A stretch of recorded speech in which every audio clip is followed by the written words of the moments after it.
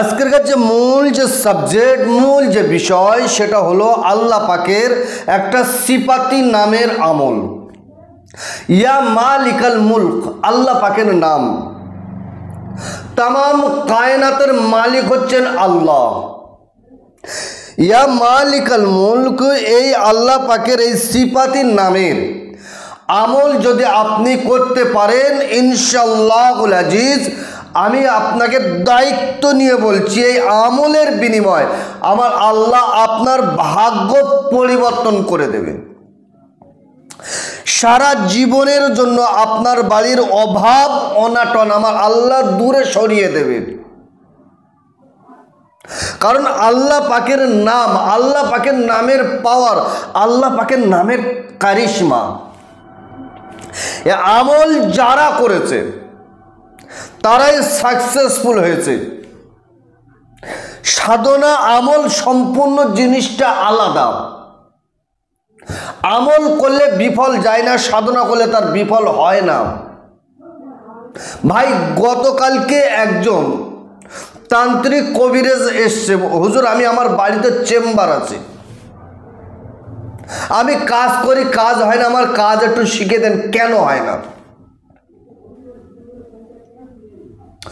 তো মূল যে কথা সেটা হলো, কোনো কাজের পিছনে মেহনত ছাড়া সে কাজ সাকসেসফুল হয় না। কোনো কাজ আপনাকে সাকসেসফুল করাতে হলে তার পিছনে আপনাকে সাধনা করতে হবে, তার পিছনে আপনাকে আরাধনা করতে হবে, তার পিছনে আপনাকে মেহনত করতে হবে। বিনা মেহনত, বিনা সাধনায় কোনো কাজ সাকসেসফুল হয় না। এই আল্লাহ পাকের নামের এতটা পাওয়ার আপনি ধারণা করতে পারবেন না। আপনি কণ্ঠ নিয়ে আমলটা করেন, তারপরে আপনি কমেন্ট করবেন, তারপরে আপনি ফোন করবেন যে আমার হয়নি, আমার মনের ইচ্ছা, মনের আশা আকাঙ্ক্ষা পূরণ হয়নি। অনেকেই বলেন হুজুর আমি কাজ করেছি, আমার কাজ হয়নি। প্রথমত আমি যারা বলে আমল করেছি, আমলের ফল আমি পাইনি, তাদের উদ্দেশ্য করে বলছি, আপনি ভিডিওটা পুরো শুরু থেকে শেষ পর্যন্ত শুনেছেন, বুঝেছেন? যদি বলেন হ্যাঁ, তাহলে আমি আপনাকে বলবো, আপনি রাতের বেলা যখন ঘুমাবেন, ঘুমাতে যাওয়ার আগে আপনি ডান হাতটা আপনার বুকের উপরে রাখেন, রেখে চোখটা বন্ধ করে আপনি বলেন তো, আপনাকে জিজ্ঞাসা করুন যে আমি ভালো তো, আজকে সারা দিনটা আমার ভালো কেটেছে তো? যদি আপনার ভিতর থেকে সাক্ষী আসে যে হ্যাঁ আমি ভালো, আপনার কাজ 100% গ্যারান্টি আপনার কাজ হবে। আপনার মনের ইচ্ছা, আশা, আকাঙ্ক্ষা অপর আল্লাহ পূরণ করে দেবে।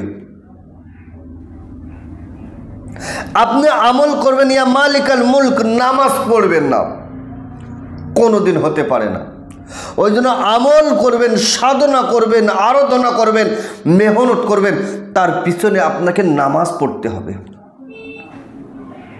যে খাদ্যটা আপনাকে খাবেন, সেই খাদ্যটা বাছাই করা খাদ্য আপনাকে খেতে হবে।